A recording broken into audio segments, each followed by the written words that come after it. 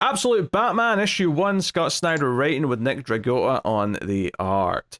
So this is a heftier book. I don't know if this is going to be every issue is going to be this page count, or if this is just a special issue 1 kind of like kickoff thing. Yeah. But heftier page count.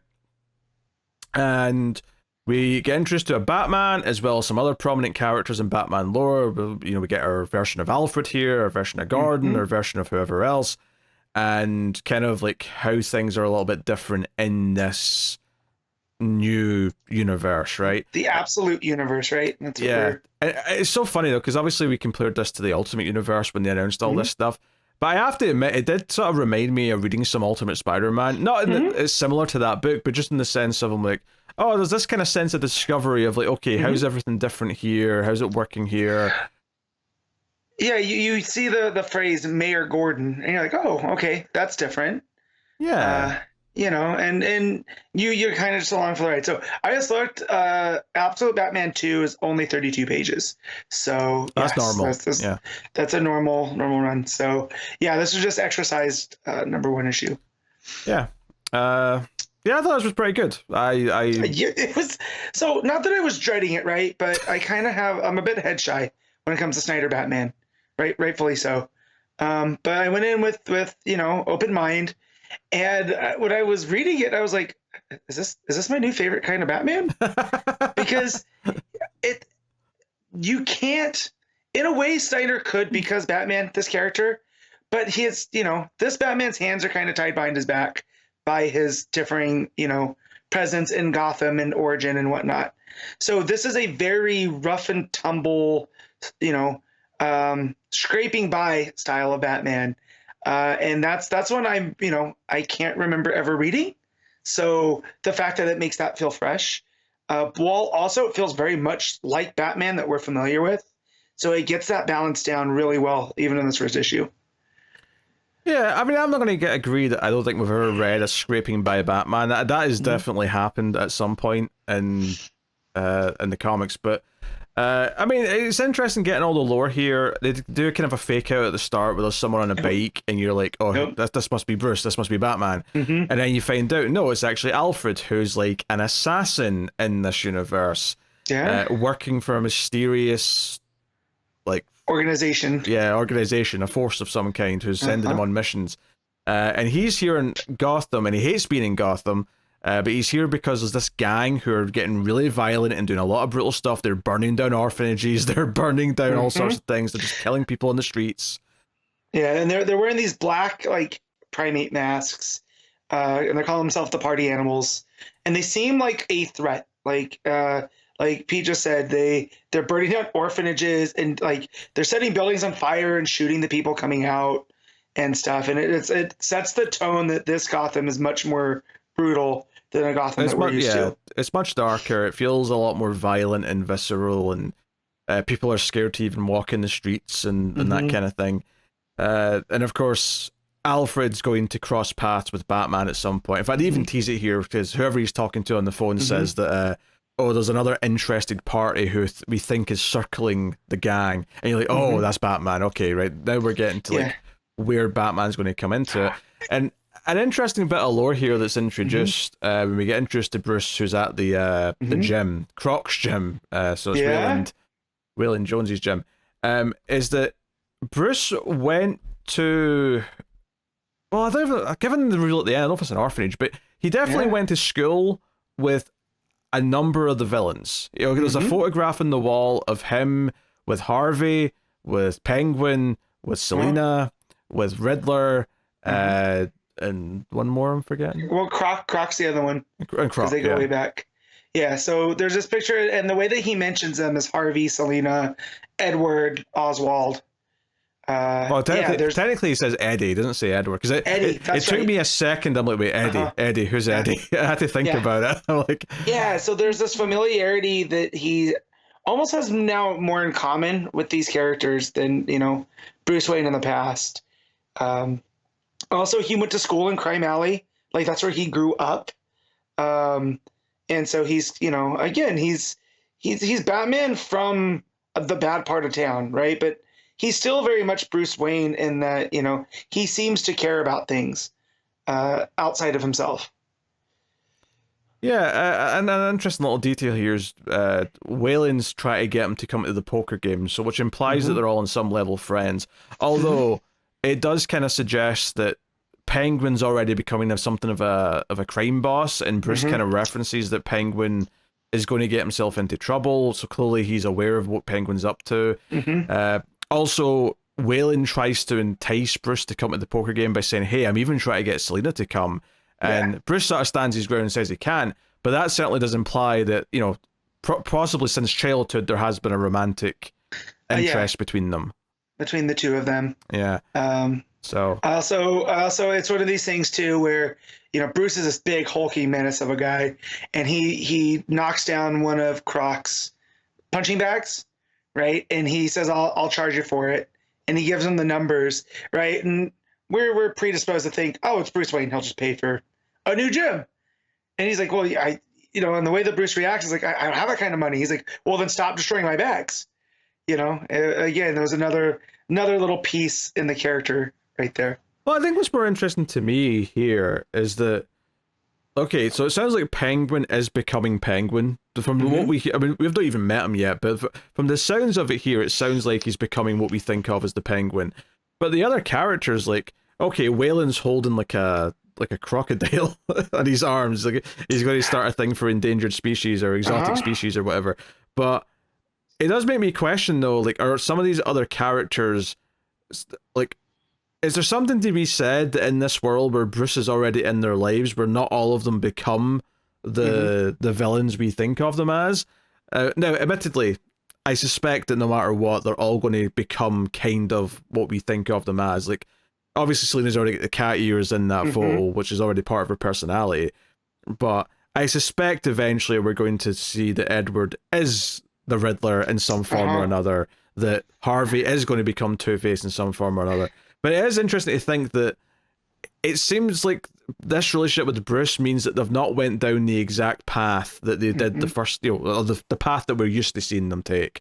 Right. You know, the fact that they're all friends to start with is interesting to me. And I wonder if that's going to make them more allies, right? And this is kind of his de facto Bat family. Oh, you sweet summer and ignorant slut. No, no, the point of this, Matt, is to make it more tragic when he has to take on like Two-Face, because they've been friends since kids. This is to break your heart, Matt. This is not to build like Catwoman. Sure, she'll probably become an ally because she usually does. That's normal. But some of these other ones, no, this is here to break your heart more when he has to fight them. Yeah, see, let me be the Superman hope here, that, you know, so you can get the full experience of what Darkseid wants, right?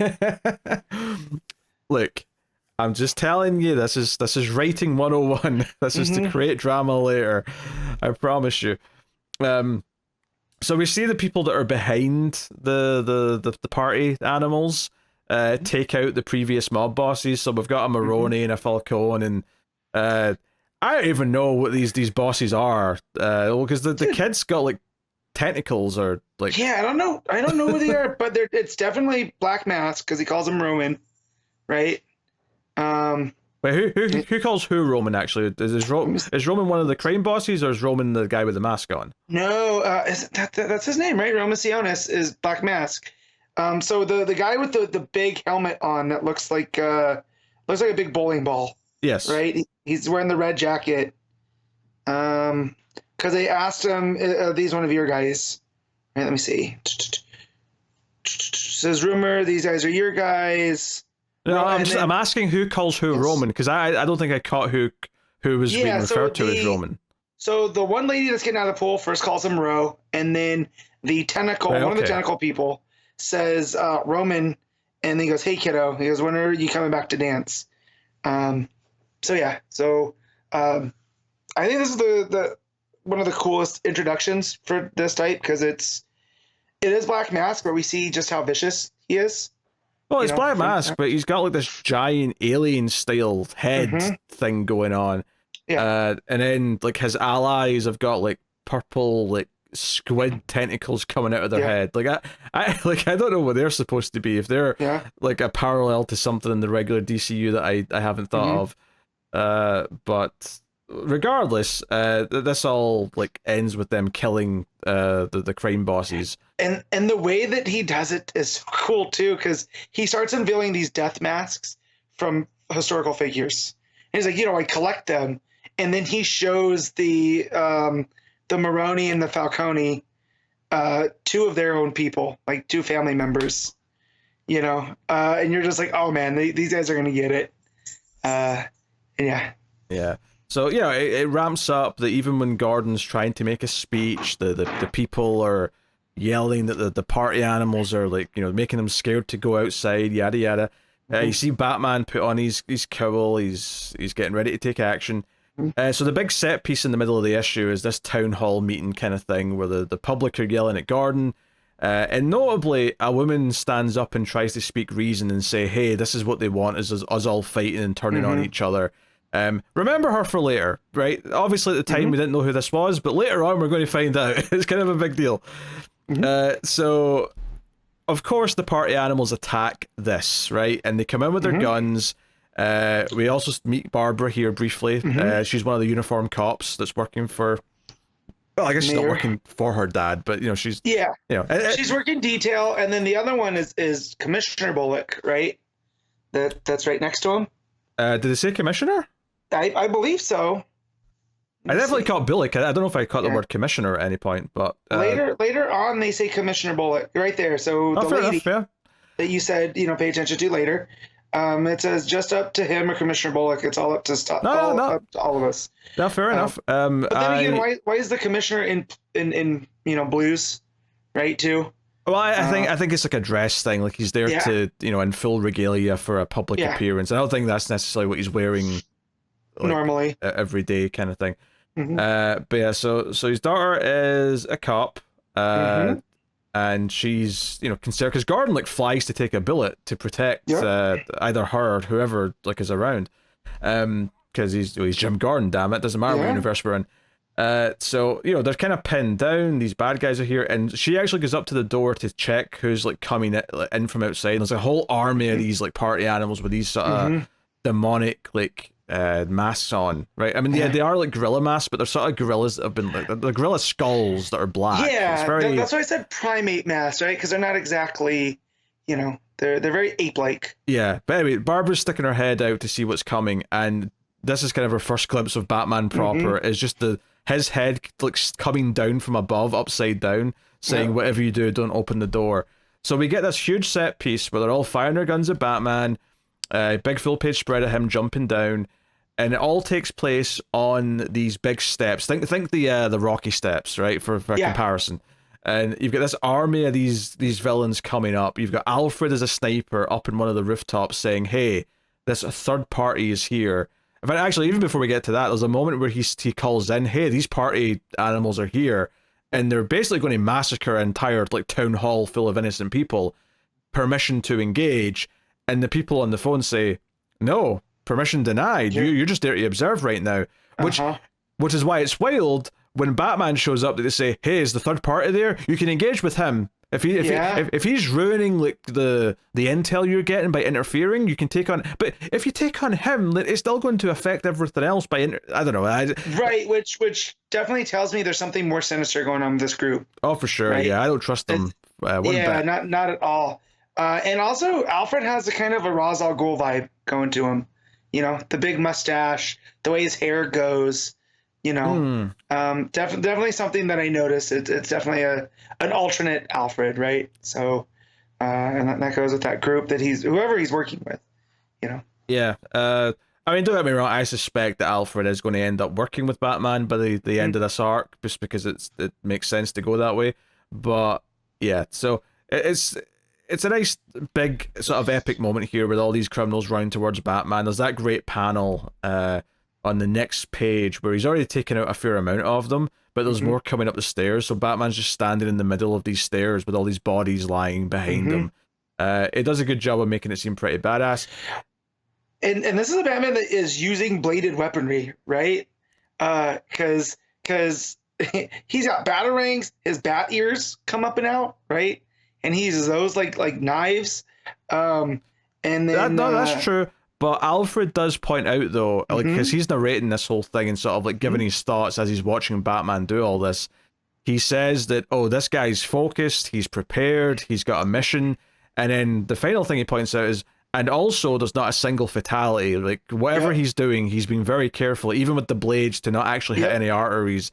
So Alfred kind of deduces, oh, this guy's an idealist. This is kind of, you know, like so an idealist, bloody hell. Like, he's kind of in shock of what he's seeing. It really sells the idea of like how much of like a different force Batman is to compare to anything that's come before him. Like, no one's prepared for Batman's existence, and Alfred's in shock at even seeing him operate like that. It really sells the impact of this being Batman's first big appearance to everyone, you know?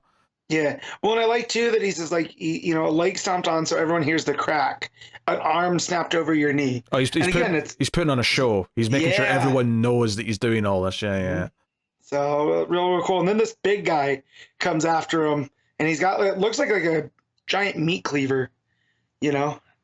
Yes. Also, he's pretty jacked as well. Look at that arm. He is big, huge dude. And this is where we get the introduction of the axe, or, you know, what did we call it? The logo axe. I mean, did we know about this before? Yeah, so I had seen this. Someone had said, why does that look like, you know, because we talked about how kind of dumb the logo looks in Snyder. It was like, look, it detaches, it's an axe. I know you guys don't believe me, but when you read the book, it'll be there. And so I had known about this, you know. I didn't know it was going to be this cool, though, right? Where essentially this guy comes after him. Bruce puts, you know, hooks it on. He pulls out of his utility belt a handle. And then the guy goes to attack him. He cuts off his arm. It's like, hey, you're going to want to get to a doctor. There's one down the street. They'll see you right away. And again, showing that he's not trying to kill people, right? There's a message that he is sending. He's cleaning up Gotham. Regular Batman would not be cutting off a hand. I'll tell you, like, this is definitely a Batman who's willing to be more violent, even if he's still not crossing the ultimate line. So, very much worth mentioning. Also, he has these spikes that come out of his back at one point when he's like ready to, you know, go all full nuclear Batman. And he makes all the party animals run away, and Alfred criticizes him for like, oh, this guy's not that good. I had to set traps to capture the ones that are fleeing. And then just as he thinks that, an explosion goes off to stop all the people that are running away. And he's like, okay, fair enough. And Alfred is kind of stalling on even interacting with him. And it's not until after all this that he finally goes down and holds a gun to the back of Batman's head. And Batman just kind of quickly disarms him, you know, spins round, kicks him. Not a big deal. And takes his shotgun away from him, which comes back up a little bit later as well. But, you know, we see Bruce works construction. We see him a little bit at his day job. Yeah, and this what I like, too, is that he's still very much Bruce Wayne, but instead of traveling the world and learning from all these different masters and whatnot, everything's very much in Gotham, right? He learns all these different disciplines about building the city, you know, from engineering, chemistry, and this, that, and the other. So very, very much shows someone that is, you know, disciplined to their craft on trying to get better. And that he's worked his way up to like an engineer. So he's kind of responsible for what gets built. Not fully responsible, but he helps fix things that he is breaking, right? So like those stairs that he blew up, right? He's back and working on them like the next day to get them fixed. Yeah, and most importantly, this is all coming again from Alfred's perspective. Alfred has very quickly figured out who Batman is and is following him around and kind of like keeping tabs on him. And you know, he does point out that like Bruce has intentionally gotten jobs at different sectors of the city to learn about the politics of the city, to learn about the infrastructure of the city, to learn about, you know, how the city works. Like, he's really kind of like studied Gotham in every facet. And he sees Batman go to the zoo to put down flowers, and it was hinted at the start, but so the backstory for Batman here is a little bit different. It's actually a mass shooter at a zoo when he was there in a school field trip, and his dad, Thomas Wayne, is a teacher, and he was the one that actually was taking the kids on the trip. So he actually locks all the kids in a room for safety and says, "Don't open the door, Bruce." And you know, clearly that led to his demise. And that's kind of the origin story. And of course, you might be thinking, well, what about Martha? Where's Martha here?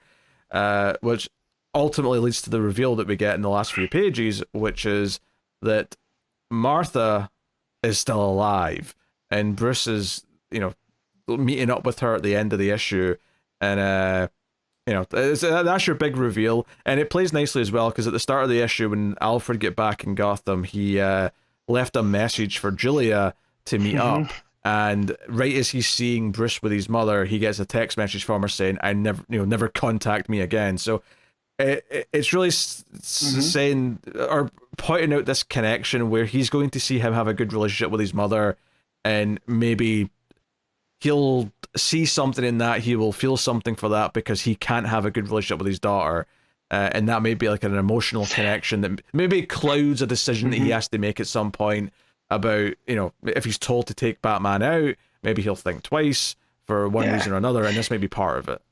Yeah, I like that there, as it's going throughout, right, you see Bruce talking to his mom and how he went and left a flower at the old zoo, and that Alfred's like, I should have just killed him right there, and that's when he looks down and sees the message from Julia. Says, never contact me. He's like, but you're just like an effing kid. And that's what makes him go. It's like, this guy is just trying to do right. Who am I to stop him? Kind of vibe, which I like, because it definitely shows that despite working for this organization that just told him to observe and stuff, it does seem like there's a bit of a conscience to Alfred already. Yeah, because he even says, like, I should be killing him right now in front of her, but I can't. Like, he's just a kid. And like you say, that's when he gets the text message and kind of like reminds him of his own humanity. And maybe the reason why his daughter doesn't want to speak to him is because he is this cold, assassin. How much she knows about that, I mean, it's up for debate, but like, she's, at the very least, maybe, even if she doesn't know the details of what he does, the type of person he probably is in general because of the work he does and the sort of detached, personality he probably has. Yeah, because there's this whole part in the beginning, a whole diatribe of how much he hates Gotham, right? And he goes to his favorite tea shop because the guy keeps the type of tea that he likes there. And Gotham might suck, but at least there's this guy. Oh, and while I'm here, I might as well talk to Julia. So he has a very difficult relationship there. And it wouldn't surprise me if it's because that's where his daughter is, right? And it's reminding him of all these, kind of what could have been, and he has no control over that. And so here, when he sees this, where, it's just a guy talking to his mom, he's kind of like, oh, okay, this is what humanity is. Yeah, another detail actually on that bit at the start where he goes to the tea shop is he mentions that the guy running it's from wherever. Kabul. Yeah, there you go. Which Kabul. I think is in Afghanistan. Yeah, and he mentions that, he came to Gotham after the conflict in Kabul, and Alfred says that, would he be as nice to me as he is if he knew that what I did during that conflict? And I think that idea of like seeing someone on the other side of the conflict and maybe him reflecting on that is another reason why he's ultimately going to do something different with Batman. So, the next bit is a confrontation where Alfred like sneaks up on him at where Batman's operating out of, which is actually the top of one of the buildings that he's been working on, because Bruce knows that these don't really get used, so it's kind of a smart thing. Batman's expecting him though, and ends up firing his own shotgun back at him, which obviously was a bit of a shock to the system to see that, but of course immediately Alfred's narration points out, he like modified my shotgun to be non-lethal. In fact, you actually see him when he gets up, he's got lots of little batarangs sticking out of his face, which is kind of funny actually. I love that he says that he made it worse, right? That was a good laugh. Yeah. And then Batman just rides a bike off the edge of this building, and Alfred's like, where the hell's that asshole going to land? And then he did a big 2-page spread with a title card of Batman, like, just flying over, in front of the moon on his bike. But there's a little epilogue page, though, which is important. So one of the things that was hinted at earlier on is that Alfred was pissed for another reason for being back in Gotham, is that he was tracking down a target in, I think, Singapore, and the Philippines, and he's pissed that he got pulled off of it, and the final page actually indicates who that target was, because the company that he works for has lost him, they don't know where he is, but we get introduced to him here at the end. It's someone, you can't make jokes around him because, he never laughs, he's super rich, filthy rich, but people call him the Joker, because he never laughs at anything ever. So we have a Joker in this universe who does not joke and does not laugh. and a Batman that memes. So Yes. Well, it's yeah. interesting though that they've essentially given Joker Bruce Wayne's wealth, Yep. because that's kind Well, of because and somewhat of his origin too, because when he tracks him down, he's like he tracked him to Ducard, right, 5 years ago, that's right. Yeah, they and mentioned Descartes. Yeah, that yeah. he'd killed Ducard, and then the League of Assassins, and they were all dead. And so the fact that this version of Joker took out the League of Assassins, right, and he seems to be just some rich guy. It's like, what is going on there? Yeah, yeah. I mean, who knows what motivated that? Because yeah, the first instinct is like, oh, he's a rich villain. That makes you think of Lex Luthor. But yeah, specifically those little details there about getting after Descartes after training with him, and be like even just like this final, because you can sort of tell he's really vaguely Joker shaped. He's got that kind of skinny face. He's in shadow, but it does make me go, oh, I wonder how he ends up putting on the makeup. Like, how does he get to that point? Yeah. Or fall in the vat of chemicals if that's what we're doing. Whatever the path to full Joker is. Interesting though that he is kind of a separate character. Now, I wonder if the thing that's still true though in this universe, I wonder if it's still a thing where he is influenced because he sees Batman. Like, does seeing Batman operate, is that what makes him go, oh, I have to be more theatrical, I have to put on a show? Because he's on that path, right? You don't go and train with Ducard for no reason. Oh, right. Here's a thought, right? You know how Batman, now it doesn't seem to be the case in this universe, because Batman, or as a kid, Bruce Wayne seemed to like bats based on what we hear, because he made like diagrams out of bat wings or whatever they said about his backstory. But usually Batman has to overcome his fear of bats because, like, I have to like master my own fears so that I can use fears against my enemies, blah blah blah blah. Usually that's the sort of thing, right? What if what they're going for here is the idea that the Joker has to get over his like lack of a sense of humor to become the character that can do what he's trying to do, whatever that is. I mean, I don't know what he's trying to do. Who knows what his motivation is? Yeah, what if he's like that? That famous quip about Pagliacci. Sad clown goes in there. Doctor tells him you got to find the funniest clown, Pagliacci. He goes, "That's the problem, Doc. I am Pagliacci." What if it's something like that, where he's just there's nothing left for him. He has no meaning. And then he sees this Batman trying to fix the city, and then that's what gets it. He's like, "You're not going to do this on my watch," type deal. Because I feel like that's the one thing with Batman and Joker that's always there. It gets boiled down to the Heath Ledger Joker going, "Kill you, what would I do without you?" What if this Batman gives this Joker's life meaning, and they start the dance then? Very curious. I think this was an enjoyable read. It flowed very well. The new characterizations were interesting to discover and kind of figure out the new spins on things. Setting up some of the villains being like childhood friends of Bruce's, setting up this weird, different version of the Joker. But I think what I liked about it most was just how like dark and hard hitting it was. The fact that the villains are a gang who are just straight up massacring people and trying to commit mass shootings and burning down orphanages and like killing people as they exit the buildings. It feels a lot more just straight up evil than anything typical comic book villains actually do. Yeah, it felt like the beginning of Assault on Precinct 13, right? With the ice cream truck and all that. Oh, sure, yeah. A very, very different, more brutal world that they're all existing in. So, yeah, actually, the super gang from Assault on Precinct 13 is kind of what this Party Animals gang is. They're just this ultra-violent, murderous group who just keep doing it, and everyone has to be terrified of them. And then there's a hint, too, that, Bruce is looking at the masks, and before Alfred busts in on him, he's making a recording to himself talking about, he's looked in there, there's some kind of technology also at play, right? So I'm wondering if there's like, I'm not saying Mad Hatter exactly, but something similar, like the control. Yeah, I can see that. That's at play there. So, so there's something else going on with them. Maybe it's unlocking the worst parts of them, right? So they're still doing this. They're not under mind control or whatever, because that would also make sense in this world. Tapping into the worst parts of people. Yeah. Maybe there's some sort of someone pulling the strings in a more literal way than just the boss giving orders, but. I think the new character dynamics are interesting. I think the new world itself is pretty interesting. As far as like intriguing as to where it's going to go with all these characters, it was enjoyable discovering what they all were here. Will that keep up as the book goes on? we'll find out. It's hard to say right now.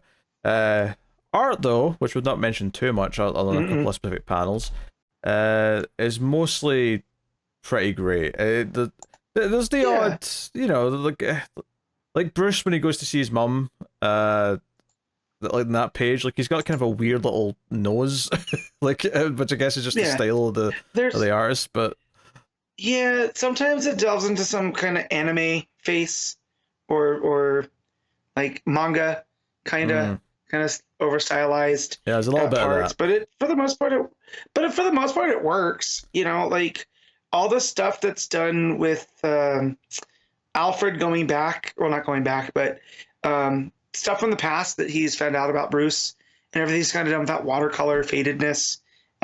Everything through there looks great.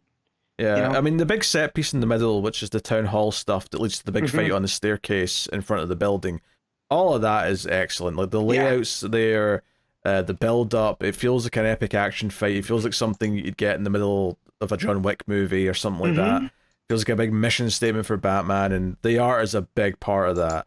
And of course, it does the thing when he cuts off the hand of like doing the completely red panel with just the black silhouette of the arm flying off. Now, admittedly, part of that's probably to keep it at the teen rating, because anything more visual might got them bumped up to the mature. But it is effective though. It gives you this fun comic book kind of feel to it. So. No, and it feels like a big deal having Bruce and Alfred meet, like you get kind of excited about them interacting and like what effect they might have on each other by like having that relationship form out of a completely new situation than it did in the original universe. So yeah, no, I mean, solid start. I mean, these absolute books, so they've started, and this was the one that I was the most apprehensive about, I guess I'll say. The bunch, so off to a good start. So I didn't realize that NICK DRAGOTTA is the guy that was doing East of West, which was a book that came out years ago on Image, and the art was always a highlight. I didn't realize that was the same guy. It's been a while. Who wrote East of West again?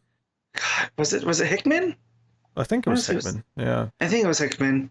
But yeah, I pulled him up on here. And that was the first thing that came up was East or West. So I was like, oh, shoot. But yeah, the art's pretty good. Yeah, it's a bit over stylized at point, but I think that drives the point home. Like you were talking about the action sequences and all that other stuff. The super jacked Batman against that party animal guy, right? They both look like they're hooked up on Venom.